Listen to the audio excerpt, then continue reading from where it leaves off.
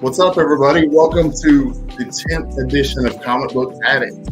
I hope everybody's doing good tonight. I'm doing well. Just got home from work a little while ago, but I'm excited about tonight's show. Got my comic pops, Lorenzo from Indie Comics and Reviews on, so I'm real excited about that. But first, to see who's in the comments, we got Trev, the shipping guru. He says, "What's up, Mike, Durs, Tony?" We got Evil's Comic. Kind of suck, but that's always another day. What's up, Mike? I hope you're doing well, man. I hope your day gets better. Tony, it was okay. Just hung around and cooked a bunch of turkeys. I hope you're doing well, Tony. I got the package today that you sent. I'm going to be doing an unboxing probably tonight after this live is over with.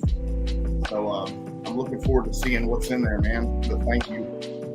We got Adam collecting with Durs. He says, "Scotty, what's up, man? I'm glad you made it." Trev, Thomas first. Norin Rad 82. What's going on, dude? I'm glad you could make it. We have Cali Comics. He says, "Let's go, bro." Glad you could make it, man. Janet Wright Readings. Hey, she says, "Hey, Scotty. Hey, Lorenzo. What's up? I hope you're having a good night." But let's go ahead and jump into community news because I want to get to the guest tonight. Over here real quick. Come on, why are you saying that yet? Here we go. Comic community news. CBC Awards. This past week it was announced that the schedule for the 2023 CBC Awards, and it's basically May 13th through August 5th is the nominations period. August 6th through August 24th is committee review. August 25th, finalists announced, and August 26th through November 18th, finalists voting. And then December 2nd, winners revealed. And for any more info, you can check out cbcawards.org or you can check out CBC Awards on Instagram. I got my spring schedule for upcoming shows. I put it up on my Instagram this past week, but I got a lot of cool guests coming up. So if you want to go check out my IG page, it's all posted on there. But I got some really cool guests though. I was going to run through them real quick. We got next week, I'll have Lady Fantastic on with me, and we'll be talking about relapse. It'll be like a recovery related show. But I'm looking forward to that because Lady Fantastic always has a lot of really good stuff to say. Let's see, March 27th, we got Brian LCS. Brian is an awesome member of the community, and he is the CBC Awards president. So I'll be talking to him about his channel and also about the awards. April 3rd, which is my birthday, I will have Marcus on to help me. He's going to join me and talk to Severin Sallier, who is the author of the comic book series Shanghai, which is a really, it's a 2-book series so far. I don't know if there's 2 of them that I've read so far, and they're really good. But we're going to have him on to talk about them. It's going to be a fun show. April 17th, Chris from Chris Loves Comics. Chris is a really cool guy. He has a YouTube channel that he started up recently. He mainly into DC and has a real passion for comic books. But check out his channel if you never have before. It's called Chris Loves Comics. And April 24th, I'll be joined again by Marcus, and we will have Jonathan Hedrick on. He is the creator of Dream Master, Capable, The Recount, Caffeinated Hearts, and a whole lot more. But he's going to be on to talk about. I'm going to talk to him about Dream Master and Capable mainly, but I'm really, really looking forward to that one. That's going to be an awesome show. May 1st, Circumstances will be back, and we're going to do like a hip hop week on there with DJ Lynx as a special guest. So that's going to be real fun. May 8th, I'll have on an addiction specialist, and her name is Charlotte. She will join me to talk about drug abuse and things that she sees and a lot of cool, interesting stuff. It's going to be a cool show, so stay tuned for that one. Let's see what we got. May 15th, Marcus will be back, and we're going to have Tristan Gallagher, who is the creator of Rad Wraith. If you've never heard of Rad Wraith, it's a comic book on Scout Comics, or Black Caravan, actually. But it's an awesome series, and he's a creator of that book. So I'm looking forward to that one. What else we got? May 22nd, we got Mike from Evil's Comics. If you've never checked out his page or his channel, Evil's Comics, he does a lot of really cool comic book reviews on there. And he's dropping stuff constantly, just always these different books that are coming out. So he keeps me up to date on a lot of different things. And just a really cool channel if you've never checked it out. June 5th, I will have guest Logan Lumpkins from Logan's Heroes Comics. He does this charity that I thought was just really cool, and I just found out about it. I met him the same day that I got to hang out with Bueller for a little while, and he was just a really cool guy. I enjoyed talking to him, and then I find out this past week that he does this charity, and he's selling these comic books and using the money towards a charity of some sort. But I wanted to have him on to talk about that some more because I thought that was really cool. Let's see. What do we got? Between the Lines with Geek Out with Roscoe and TM Nerdy. They're going to be on a break this week. They will be back next week with artist Alexandra Bustos. If you have never heard of her before, she has an Instagram page under that name, and she's a really cool artist.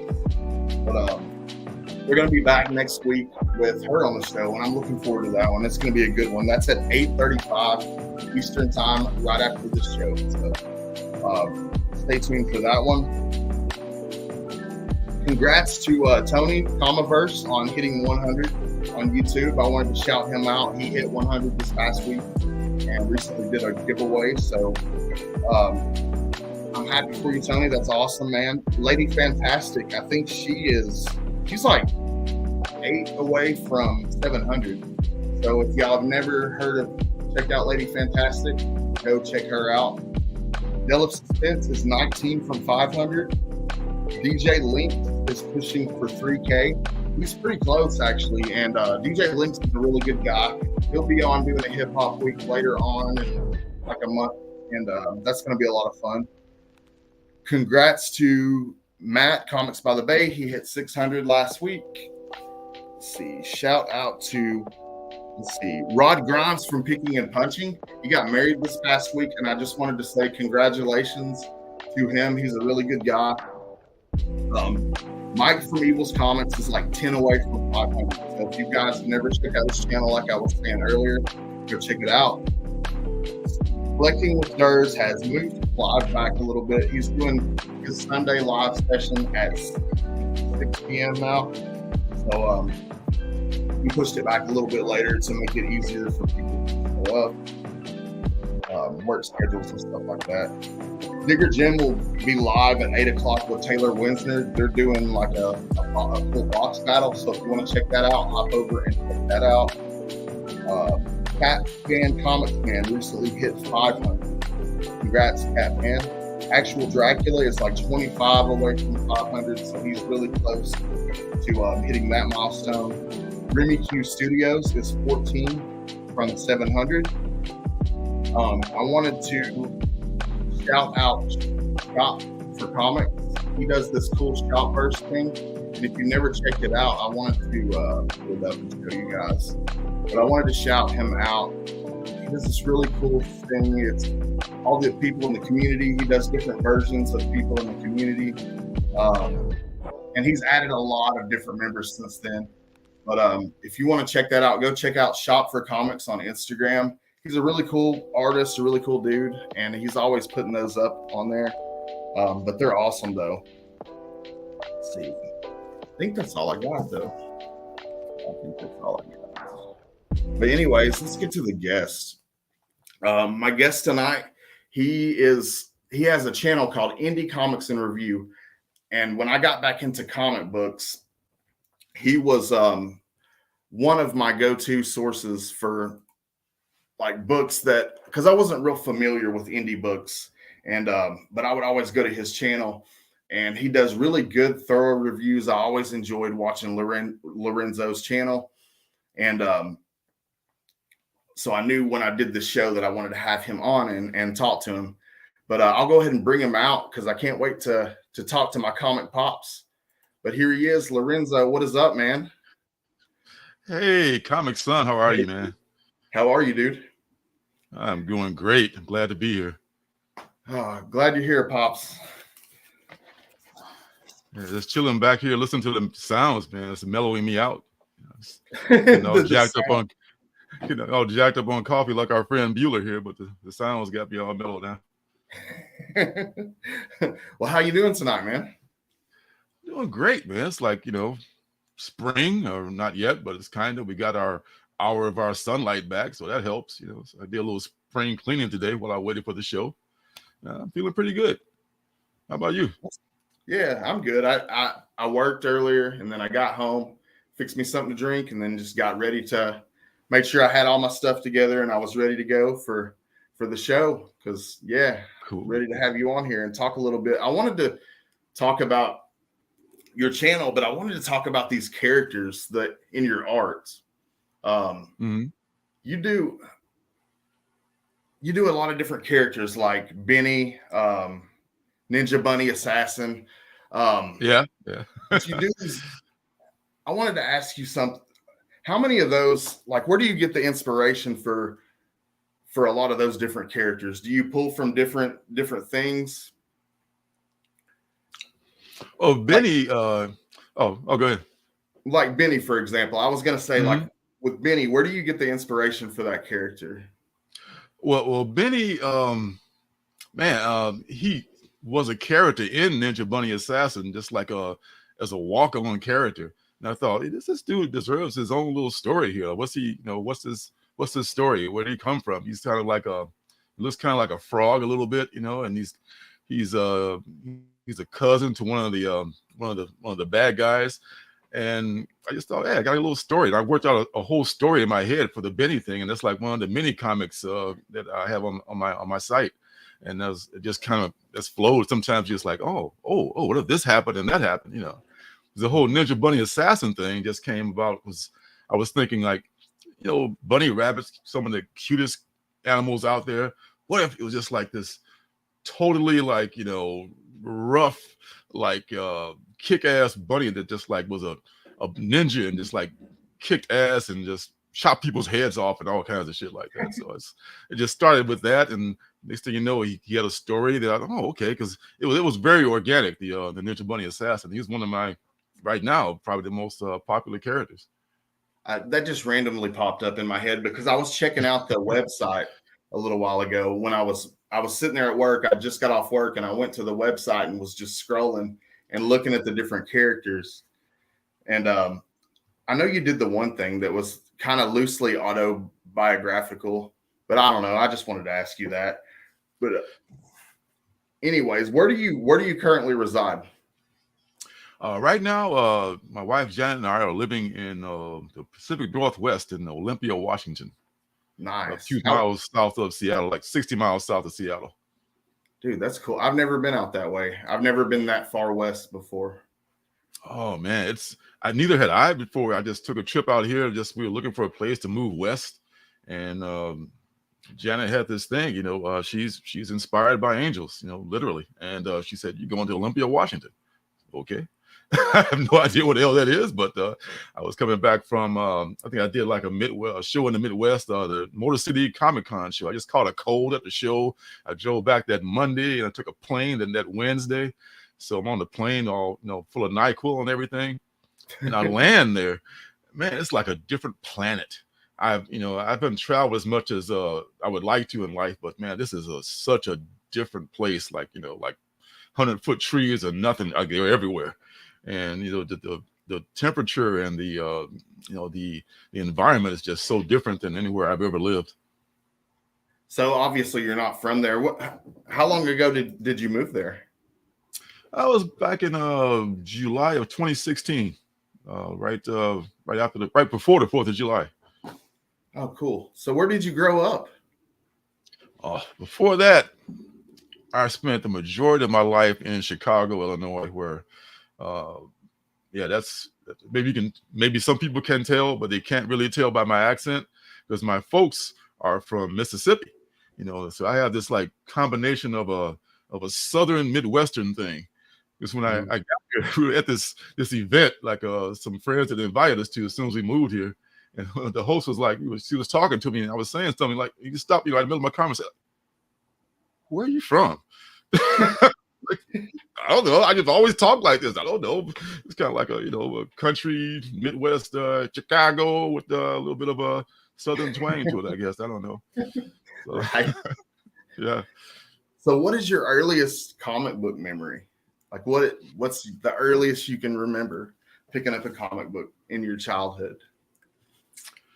Probably, I don't know if you're probably too young to remember this, but they used to sell these comics at drugstores because back then there was no such. I didn't find out about comic book shops and stores until I was a grown ass man. But they used to have these spinner racks. They would have like packs of comics in them, and they would tear the covers off some of the comics, and they put them in a 3-pack or a 4-pack or whatever. Like, hey, kids, comics. And I would buy like the Sad Sack comics and whatever they had in there, maybe Archie and stuff like that. So my first exposure was like those kind of comics, the kiddie comics. I believe those are cool. They're all right. But the thing that really knocked my socks off was like I must have been like 8 or 7 or 8, something like that. And I was at this doctor's appointment, and in the lobby they had this spinner rack of comics, and Fantastic Four number 40 was on the rack. And it's not a key book, maybe FF, ahead, like some of the folks out there, like maybe Beckerman or somebody knows a lot about all kinds of comics. But it had like Daredevil was in it, Dr. Doom was in it, and the Thing was fighting Dr. Doom in it. And it's like, there's a scene where he's like ripped out all the innards of Dr. Doom's like armor. I was like, what the fuck is this, man? This was my first Marvel comic. And I see the Superman comics, Superman saves today, it's okay, that's okay too. But this was like, people that's like, that has superpowers that were kind of like regular people, and the FF were bickering amongst themselves, Ben, get over here, Reed being all demanding and shit. So like, this is kind of cool. So that was my introduction. That's why the Marvel universe is my introduction to real comics at that point. I was probably say that was my first big influence. That's awesome. Yeah, I grew up on mainly I liked Marvel and DC, but Marvel was kind of my introduction into comic books as well. So I was going to ask you if you were a Marvel guy or a DC guy. So probably Marvel. Oh yeah, still. But nowadays it's kind of switched because I'm obviously Indie Comics Review. I'm more of an indie person. But I gotta say, who's making the best content of the big two? DC. I mean, Marvel still got the loyal following, and they got the movies and all that. But don't sleep on DC. Has got they're reinventing themselves. They still got like 2, maybe 3 classic books like Action, Detective, and Wonder Woman that are legacy numbered still. That's pretty cool. So, and then they got good new content. So I think a lot of people would agree with you on that. But what got you into independent comic books? Because I know your channel focuses a lot on indie comic reviews, obviously. So what was the indie comic that got you sucked into the independent?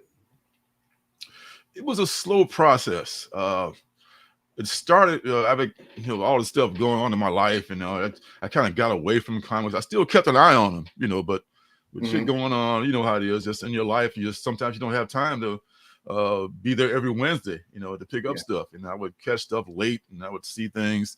And it was, I think, probably Frank Miller. It's not an indie comic per se, but the Frank Miller, The Dark Knight Returns, when that came out, I thought, like, I got to get back into comic books, man.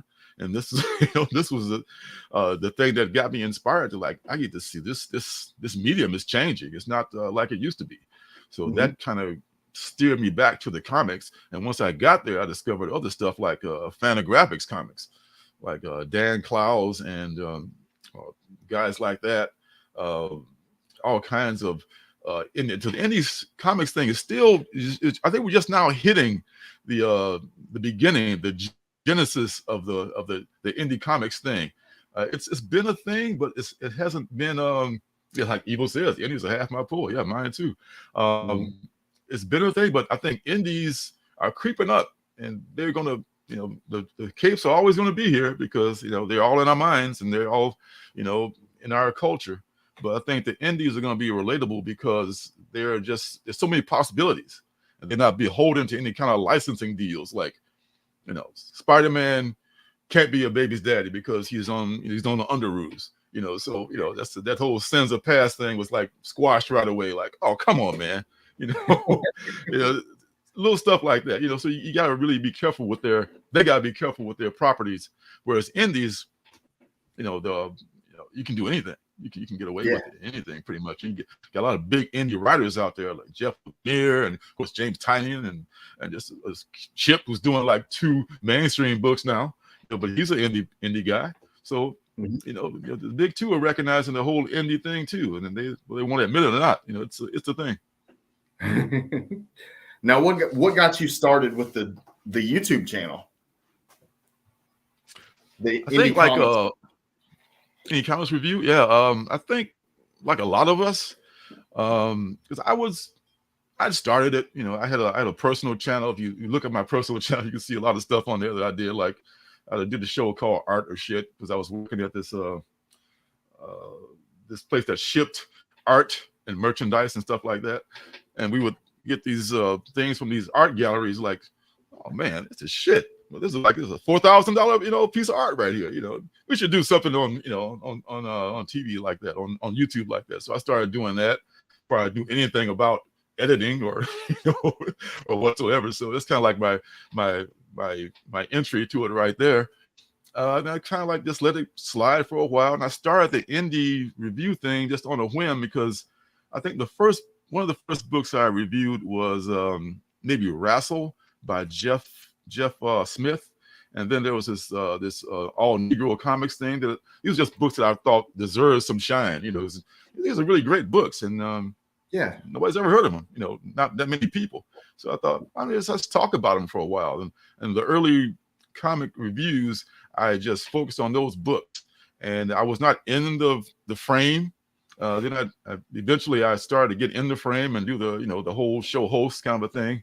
But recently I've gone back to my roots of just doing the reviews about the book. It's going to be quick. It's going to be easily consumable for the consumer. They can see maybe I like this book, but I don't like that other book, so I don't have to watch the whole review video if I don't like that one.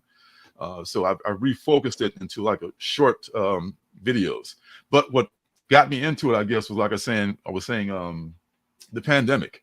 The pandemic got a lot of us, to look inward into ourselves and see what we can do while we're in our houses and can't go out anywhere. I thought I should probably get back to that whole YouTube thing and see what I can do with that. And the more I did it, the more I liked it. I mean, I enjoy drawing a lot, of course, but I really enjoy editing video and making video too. So I'm kind of torn sometimes. I got videos to make, but man, I got I'm trying to do as you were talking about the Instagram comic that I'm doing right now, Down South, which is about it's autobio comic. I know that was a thing now, but that's a thing, I guess, because it's it's a hashtag. It's an autobio of my early life and my year that I was sent to Mississippi to go to school for high school. So I'm kind of torn between working on drawing and torn between, doing video content, but I love both of them. And that's the difference between indie comics and reviews and the alternative city comics. The alternative city comics is more your art focus, where the other is your YouTube channel. Exactly. In fact, originally, indie comics and reviews was just alternative city comics, and it kind of didn't make sense because, I was trying to combine my drawing and my comic collecting, and it just wasn't working. And then I was looking around like, I got to change the name of this channel and just focus my drawing on another channel or another medium.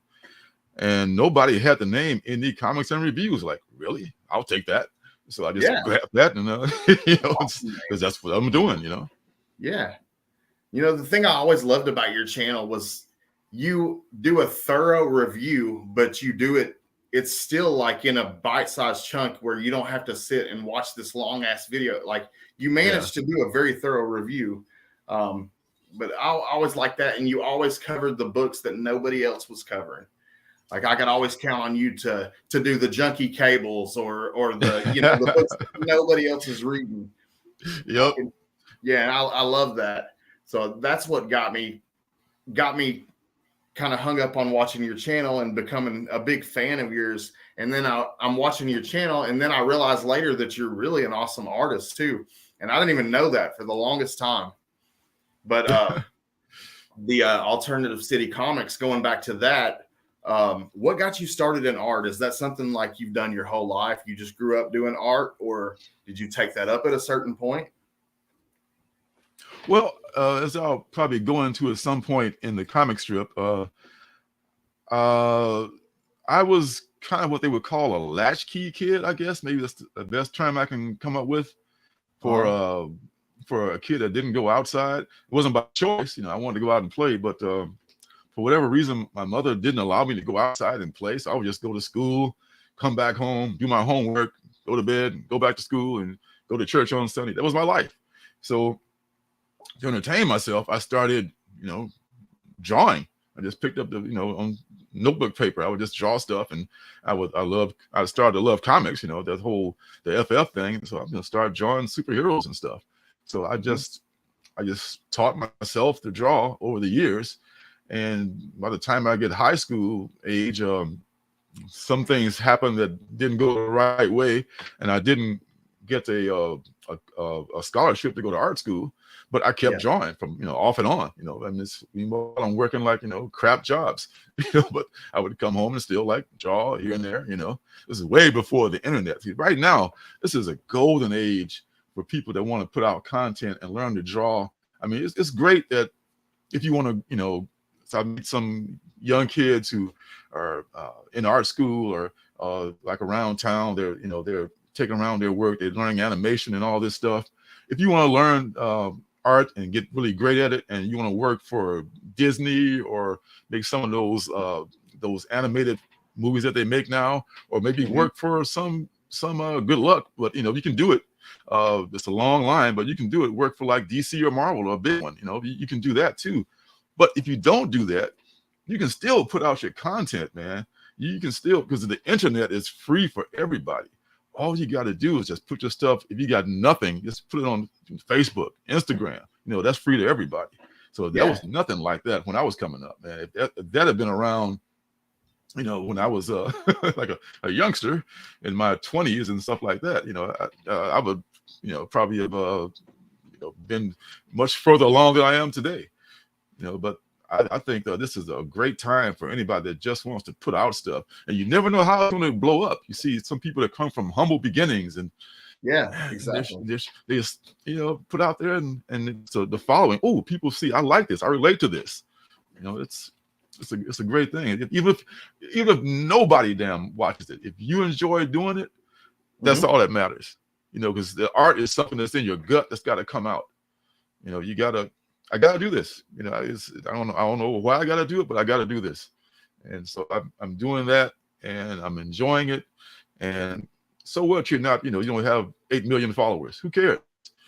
But are you enjoying yourself? Are you having fun? Did you inspire somebody? Did somebody chuckle at your work? Or did somebody say, "Oh, that's kind of cool"? Oh yeah, for sure. And I can personally say that's why I wanted to have you on the show, because you've always been an inspiration to me. Just the person that you are and the art that you do, and I've really enjoyed your YouTube content and your art, and especially like the autobiographical stuff that you've been putting on Instagram here lately. I've really enjoyed that a whole lot. Thanks. But that's got to be hard, actually, to put that much of your personal life into your work. Is it hard to relive that stuff, because you're reliving these bad memories in that? I'm glad you brought that up, because that's probably why it took so long to put it up, to put it out there. I've been thinking about this story for a long, long time. It's been in my head for my whole life, obviously. But in my mind, I always thought, like, well, maybe someday I'll be able to, pay a better artist than myself to just like take the script and just draw this stuff. Because actually drawing it and putting it on paper, sometimes it's hard when it comes out, and just like, I bring it up and I think about it. But then after I put it on paper, or in this case on the iPad, as I'm doing this book, mm-hmm. you feel it's just, what's the word? You just feel like relieved. Wow, that's out there now. I've shed that burden, because we've all got shit, man. We've all got stuff that's in our history or in our past that we're not proud of, things that happened to us that was messed up, that shouldn't have happened to us. Mm-hmm. And now there's one thing I just decided years ago. I'm gonna just live my life on the air, so to speak. There was a radio host I used to listen to. They used to say that, and so I have no secrets. I mean, and I tell people, I stopped lying like about 10, 20 years ago. Maybe something like that. If you stop lying, if you just tell the truth about everything, it might be painful at first, but it feels so good to be like, oh, I just told that. I'm out there, and I've just released this truth about myself, no matter how painful or how unflattering, and it makes you, I think, more human. And if you lie about stuff, or you make up stuff, or pretend to be something that you're not, once you're exposed as a liar or a phony, mm-hmm. ain't nothing worse than that. Yeah. To me, other than like, a person that does harm to somebody. But it's Yeah. nothing worse than being like, someone who's deceiving you purposely. So yeah, I may have to say like totally off subject, but David Letterman. David Letterman was having an affair on his wife, right? Totally messed up thing to do, right? This guy tries to blackmail him. He said, send me money, or otherwise I'm going to tell everybody about you. And David Letterman, like, fuck you, man. I'll just take the heat. I'm going to tell my wife, which I'm sure he caught some heat from that. And I'm telling the FBI, how you like me now? And they arrested the guy, and nobody remembers that David Letterman cheated on his wife, except maybe his wife. But what I'm saying, he freed himself of that thing, and that's the best thing to do, is to just be honest and to be open about stuff, man. I mean, it's hard. It's hard because there's so many people in the, not just politicians, of course, it is second nature lie, but even people in Hollywood and in the media that we worship, as oh God, we look to these people, but they live kind of a fake life. But the ones that are open and who they are, the people that just are open with their lives no matter what, we love those people even more, because they're relatable, and they're just like, oh, that's a real person. That's not a person trying to bullshit me. Yeah, and I love seeing that. There's some of my favorite. Some of it's heartbreaking, but I mean, it's real though. It's so real, and I appreciate it, and I'm sure a lot of other people would too. But as far as your artwork, what was your first comic book that you ever did? Let's see. Well, I did a comic strip for a local newspaper in Chicago, in the big city. Awesome. It was like the Chicago Citizen. This editor named Lisa Ely. She pronounced it Eli, but I was walked in there in my little bristle board comic strips, and like, could you guys use a comic strip? And they didn't have anything. It's like I picked a paper that didn't have no comic strips. I've been to like the Defender. There's other paper that nah, we get us from the Syndicate. Get out of there, son. But these people just welcomed me, like, okay, I'll give you. And I would like, it was a thing every week. I would. Like Peter Parker, I'm bringing my strip in every week. Like it was a couple of strips for the next week. So I'm working my day job. Bringing strips in, and I ran in there for a long, long time. And I went to another newspaper with that same strip. And a few years later, I eventually self-published my first actual book, and that was I remember the name in a minute. Complicated Hair, which is this is it right here actually. Complicated Hair #1. I saw that And on the this was site. yeah. Yeah, it is so different than anything else I've done since then. I look at that one and like maybe Ninja Bunny Assassin #2, which is my most recent quote unquote book that I've done. I need to make some more prints of both of those books. Yeah, And that's a it cool is so cover on completely that. different. That's Yeah, a really thanks. cool cover. Yeah. So Yeah, where? so Oh, I was actually going to ask you where you got, because I noticed the Complicated Hair one. Where did the idea for? What's that book about, and where did you get the idea? Because it looks crazy from the covers. Yeah, Complicated Hair is I'm in it, but unlike the new strip down south, it's not about me, but I'm in it occasionally. Okay. It is about my time working retail. I did a lot of retail jobs. Ugh. You know, I feel you, everybody out there's working retail, man. You out there That's with the my whole customers life, amongst. man. I hear you, man. I hear you. Out there with the savages, and Yes. we And the we crazy people. and they're all your boss, right? Everybody's your boss. They've had a shit day. They're gonna come here and shit on you now. You know Absolutely. that was the whole thing. That was Yep. the whole thing. So I I said, this is a comic strip, while I was working there. I never got a chance to do what I was working there, but after I moved on after that job, I think I was actually laid off. I had some time, I was on unemployment. So I had time to like put Complicated Hair together. And it was just based on all this, everything in there is factual. Everything that happened in that book probably happened in some form or another. I changed a few names, a few situations here and there, but there's a lot of stuff that happened to us at the art store. And it was one of the biggest art stores in the city. And I worked with a bunch of kids. I was like the oldest one there. Well, one of the oldest people there. There's a few other older guys working there. But I was kind of like I wasn't like in the clique. And if you're not in the youth movement, oh man, you are invisible to young people. Young people are just like, whatever. So I was just like, I was like an observer in this situation, like, oh, okay, I should.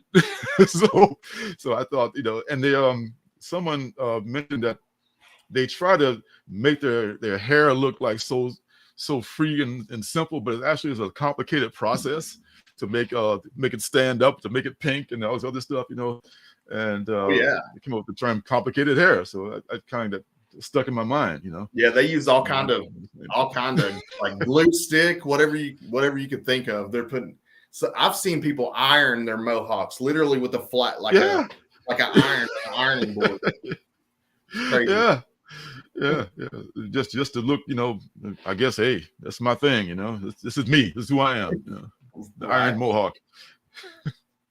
So, and you said Life in the Big City. That was inspired by obviously your life in Chicago, right? Yeah. In fact, one of the lead characters is named after one of my roommates, Quentin. I lived with a guy named Quentin for a while, and Marcus kind of represents me a little bit. I named him Marcus before I knew Marcus, but Marcus is the other young man, and it's just they're two very different characters. They play off each other. They run into these adventures in the city, and one of them is kind of happy-go-lucky. The other one's kind of like worried about all stuff all the time, kind of like I am, I guess. So, yeah, that was a little more personal, but it was representational of me, and I guess my alter ego, which would be more free wheeling and happy-go-lucky, like Quentin would be. Okay. Let's see. What do I have here? I had something else, I think. Oh, no, that was I'd already asked you that about Ninja Bunny. Okay, do you plan on doing any more of the autobiographical work?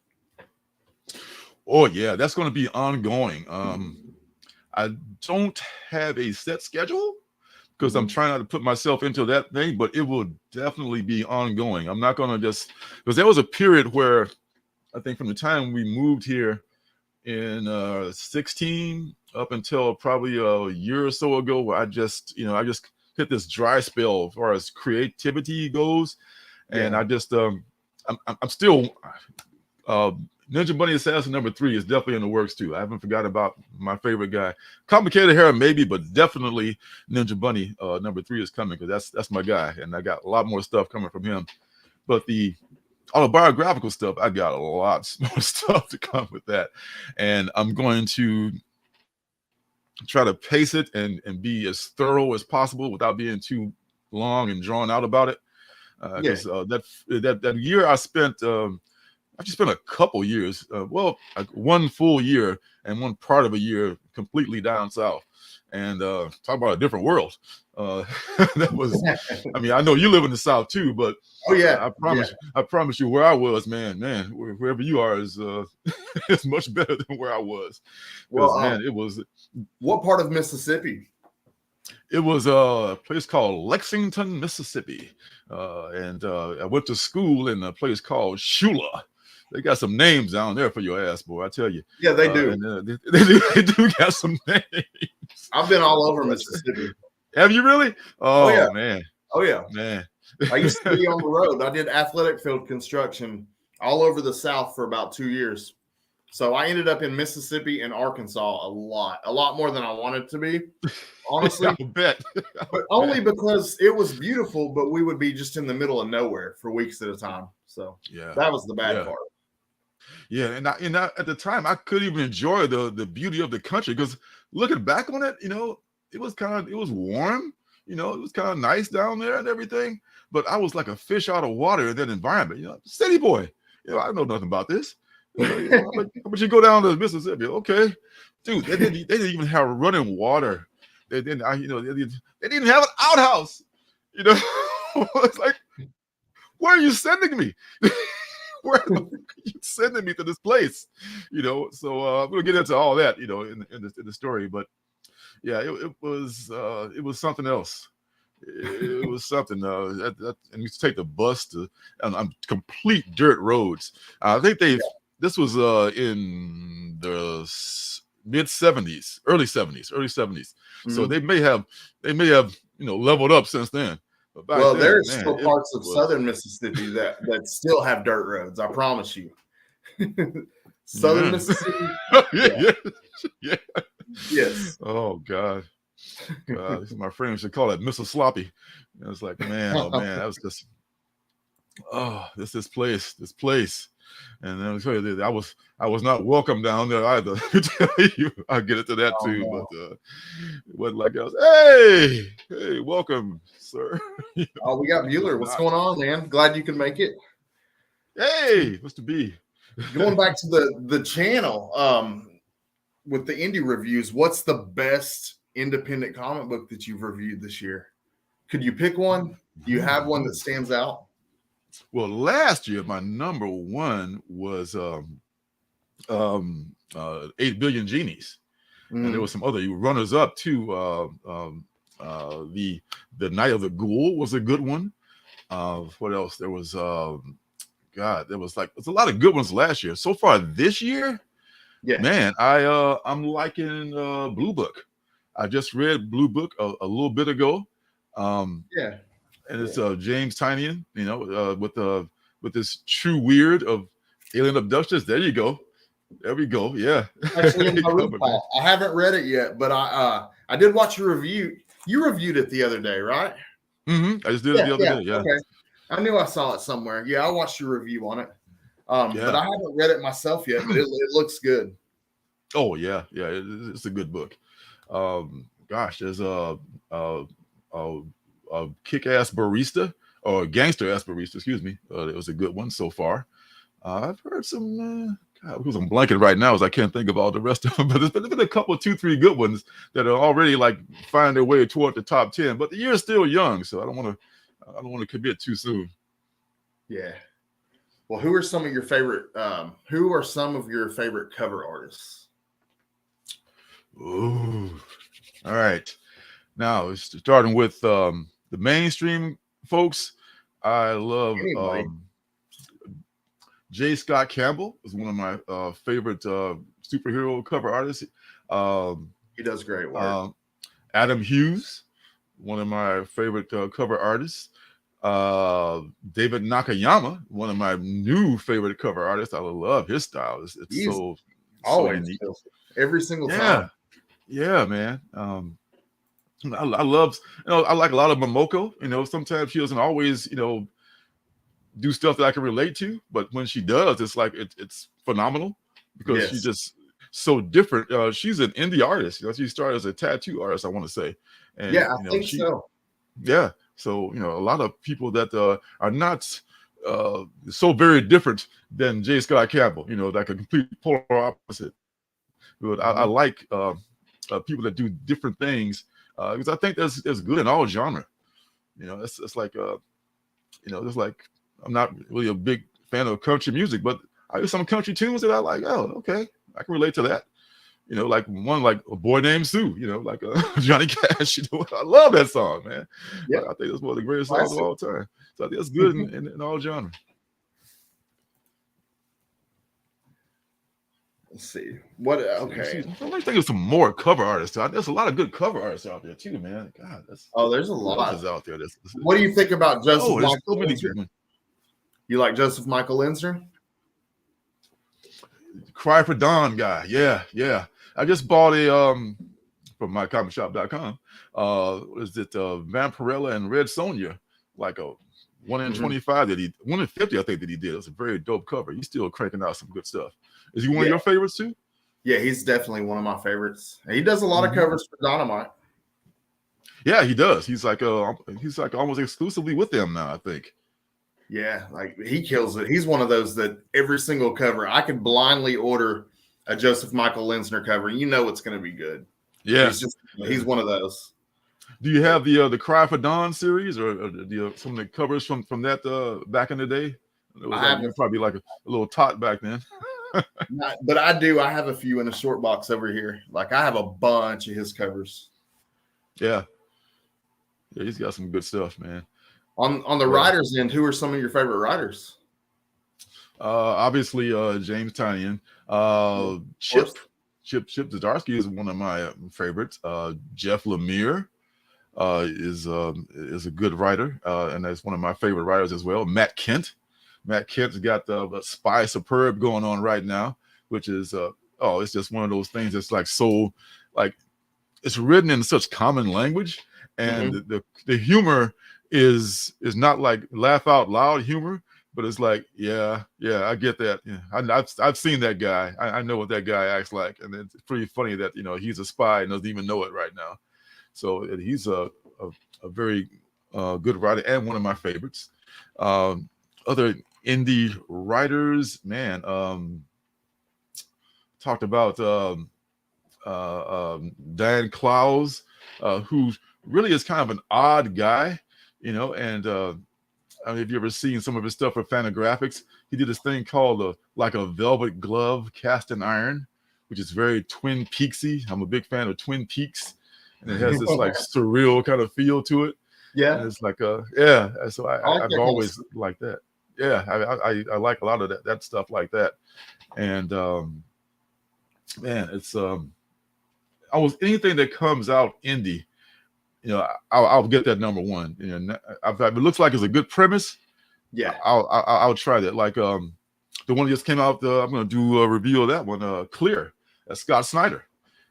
Scott Snyder just made this book called Clear, and this one, man, this guy has painted this future, and this apocalyptic stuff is all the rage now, because it's so easy to think that we're headed toward an apocalypse. So it's different people's version of the apocalypse.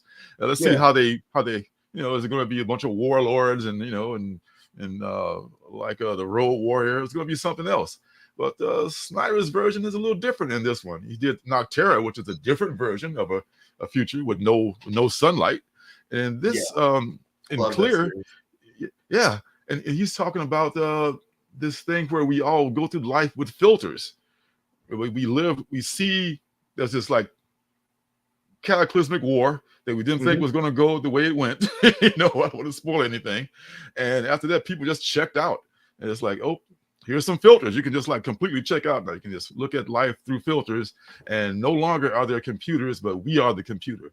Stuff's wired into our brains. And we experience whatever we want to experience. Robots are doing all the grunt work, so we are free to just like consume in other ways and just just go about our business with these made up worlds that we live in. So it's almost that kind of stuff to me is genius. Like a virtual reality based. Yeah, exactly. Like it's like the VR is like the beginning of that. This takes place in I guess 40 back in or I should forward in the 2040s or 2050s. So VR has evolved into this, like and you can see it happening because at some point the computers become holograms, and the holograms going to become what? What's the next step? You're the computer. So that's pretty clever. People that are coming up with these kind of ideas. This is the essence of the indie comic, man. You're free to think any way you want. Yeah, like computers gaining sentience. That always makes yes, yes. That's always a good one too. Yes, we had a few good ones about like that. Yeah. So on the creative end, the future won't be so bleak. Yeah, I hope not. But on the creative end, do you prefer writing to the art or to the drawing end of it? Which do you like doing better? Or do you just like doing both? Do you prefer one or the other? Do you enjoy the writing part? All things being equal, if money were no object, I would prefer to write only because you could make up, you could create more stuff because the writers get the top billing, and for good reason, because without a good story, there's nothing. Because I could enjoy a story. I wouldn't say it'd be great, but I could enjoy a story that was illustrated with stick people. There's this thing called stick figure theater on what is it, Liquid Television. So if it's a good story, I could get into that. Yeah, I could totally get into that. So I love Liquid Television. Writers make the big bucks. Yeah, man, me too. Because I was disappointed that Liquid Kill was not anything like Liquid Television. I don't like this at all. But the artists do all the heavy lifting, and man, you can't crank out 24 or 32 pages a month. If you do more than that a month, man, you're a machine. So even though the artist is what we see all that, but there's nothing without the structure of the story. So if I could just come up with those story structures, and I was able to just pay for some better talent than myself to illustrate those things, that would be my ideal.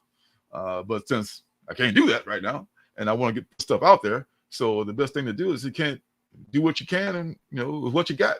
And what I do have some degree of talent, so I just try to crank out as much stuff as I can with what I've got, and we'll see what happens. I would love to at some point maybe collaborate with people. I know it's difficult because people got their own stuff, they got their own lives, got their own goals, So, but I would love to collaborate. I think a good collaboration, like the guys that do South Park, that, man, that's a once in a lifetime team up. You can find a partner that's Eastwood and Laird. Those are kind of partnerships those are life changing and usually lifelong. If you can get someone like that who wants to just has a similar vision to you, because we've all got different visions, and you can work together, because it's hard for people to work together. We're human beings. Diana Ross is going to lead the Supremes at some point. Because I'm just better. I'm just better than they are. I'm just going to levitate. So sometimes people separate, go their own way. But if you can work together for a while and create something beautiful, then that's great, man. That's all I would I would care about, is just creating something with another collaborator who either writer or artist. I would be willing to even pick up the pencil for somebody that thought I was worthy of illustrating their story, and just focus on that one thing. Because when you're writing and drawing, you can't even draw really until you get the story. So you got to start with the story. If the story ain't flowing, then you kind of can't draw. You can draw, you can doodle and draw, practice, but you can't start on the story until you get a story. So You know, you give me a story. Okay, this is a story. All right, let me see what I can do. I can just start, you know, doing my noodling and roughs and stuff like that. Or if I'm just coming up with the story, I can just give the script and like, here you go, and I'm done with my part. You know, it's good to have collaborators with doing one thing or another. Yeah. But I enjoy them both. I mean, because when I'm drawing, that's a long-winded answer, I know. But when I'm drawing, I get you know, because sometimes I beat myself up like, tell me you haven't drawn in like, you know, 3 or 4 days. You haven't drawn in a week. You haven't drawn in 2 weeks now. What's wrong with you? And you get kind of down. You think like, damn, you know, maybe I should just give it up, you know. But then I pick up the pencil and it all comes back. And I'm halfway through, like, you know, doing it. Like, why am I not doing this all the time? What the hell's wrong with me? You know, you get a certain, for lack of a better word, a high from it. You know, you get like a, you know, I don't know if it's dopamine or whatever, man, but it kicks in, and you know, you're doing something that you enjoy, and the world goes away. You know, when you're drawing, I can put music on when I'm drawing or coloring or inking, but I don't like music when I'm writing. I want to be influenced by anything but my thoughts. You know, that but makes I can put on when I'm, yeah. So there's a certain relief and a certain joy to doing all that stuff. You know, you just have to like you have to be very disciplined when it's just you doing everything. So sometimes I'm a little lax on the discipline part, you know, but I try. We all try. What kind of, if you were trying to get into the creative process, what kind of music would you throw on to get the creative process flowing? Let's see. If you were to see my music collection, you would think like there was an explosion in you know, the music factory or something. It's like records go everywhere. I play all kinds of stuff from hip hop to jazz to to like 60s pop, which is what I, you know, grew up on as a kid, you know, like bubblegum stuff, the Partridge Family. You know, you wouldn't know what to look at me, but yeah. I like the Partridge Family, you know. Because it reminds me of being a kid, you know. Yeah. But just to get going, one of my favorite things is Miles Davis's Bitches Brew. You know, that's one thing I can almost write to that because it's all, you know, instrumental. It's like a double album of instrumentals. And I can put that on sometimes, and like usually like today or tomorrow is my drawing day, and I'll just like get my coffee and I'll just start either just doodling, or in this case I'll probably start just working on the comic strip. And I'll put that on, you know, and I'll just the stuff will start to flow from that. So I think a good jazz album like Miles's Bitches Brew is a thing that I play a lot just to get inspired. That actually makes a lot of sense to listen to jazz. That seemed like that would get the creative juices flowing. yeah, man. But when I'm inking, I can just put on anything, you know, like, okay, I'm just basically just like enhancing or embellishing the lines, you know. So it's kind of like, you know, I can put on like, you know, I don't know, Wu-Tang, anything. I'm just going with it now, you know. I'm just going with the flow, and the music is guiding me. Okay. Well, okay, you said, so what do you have coming up from as far as art or the YouTube channel or anything? What do you have coming up in the near future from Lorenzo? Well, on the Instagram, of thanks to prodding from your comic brother circumstances, Marcus. I got him on my shirt, by the way. Yeah, that guy, he's everywhere. He's like Waldo. He's got me back on Instagram, which I need to be, because I need to get out there on Instagram. That's where everybody's at, you know. That's where you need to be if you want to be seen, is on Instagram. You know, Facebook, to me, I may do a Facebook thing at some point, but I'm kind of over Facebook, and I think a lot of people are. But Instagram is the shizness where it's at. So I'm gonna be doing the regular strip on Instagram from on. After Down South is finished, I'll start something else, and I'll probably start working on the Ninja Bunny Assassin #3. I'll start working on that. So that's going to be for my artistic point of view. I'm going to be working on Instagram, doing Instagram strips and formatting because there's a whole different format than doing the comic, the printed comic page. I have to adjust to that. The first installment of my strip was very different because I didn't fit on Instagram, so I had to, like, you know, reboot and just retool, and just start working in Instagram form. So the Instagram Mhm. is going to be doing a lot of my art. I'm going to do a lot of my art on Instagram, That's and awesome. with the streaming thing, I love the Wednesday stream that Marcus and I do, and that was just like that evolved. It's just from like me, like like doing my comics hog. There's like some other like folks out there, like this guy named Mike Spider Slayer that does his call, his haul in his car. He's like before he gets home, he's like, "Hey, I got myself." Yeah, So Yeah, I uh, love mine. yeah, He's awesome. I like watching. I like watching other people see, show me what they got. Like maybe somebody might care to see what I got. And I just started doing that strip, Yeah. that video, and then Marcus and I hooked up.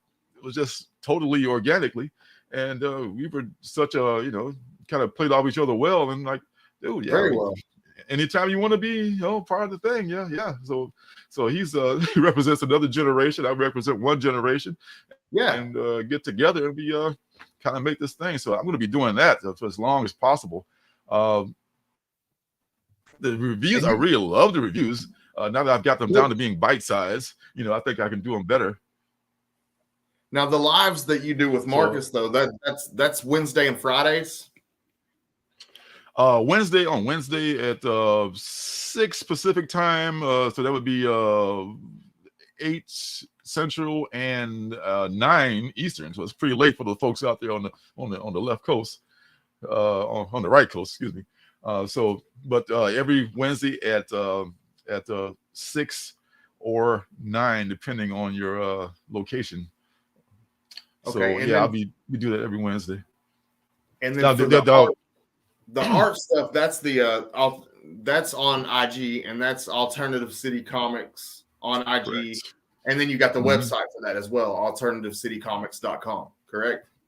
Well, Alternative City Comics unfortunately bit the dust. The website that is .com bit the dust because due to hacking. That's why when you take I think maybe what happened was I got a bad file from somebody who didn't know it was infected or something, and I have this really shitty web host, and they were no help at all. So I just had to just like say goodbye to that. So now I have the Alternative City shop where right now it has all my stuff on it, like my Bunny t-shirts, and I'm doing what else? I got stickers, I got my comics that I've made, and I've got these mystery boxes Really cool. of DC, Marvel.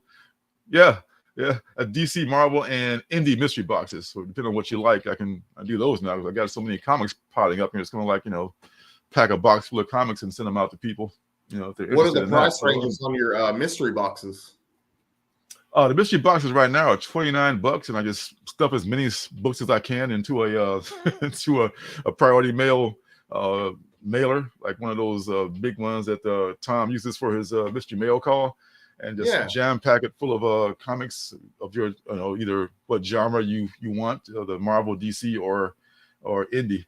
Got lots of indies, as you might imagine. So looking for an indie mystery box, you're liable to get something you may not have seen before. And you're probably going to get something that may be valuable, but definitely something you haven't seen before because there's so many good indies out there. That's awesome. Yeah, I might have to give me a mystery. We do like a blog too.